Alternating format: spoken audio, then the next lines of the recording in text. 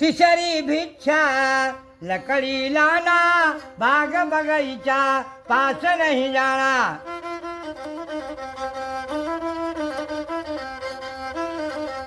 आज गीली छाले के चेला, कमरिया फांसी लाना है। गुरु ने पढ़ाया चेला, झोली भर लाना है।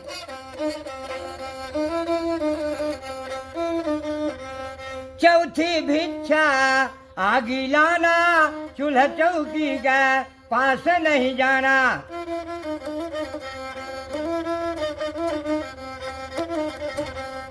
चूल्हा चौकी छाले के जला, धुआं भर के लाना है।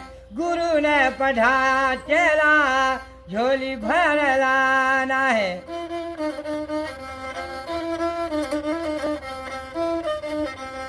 पांचवा भिक्षा मांस लाना, जिया जंत के पास ना जाना।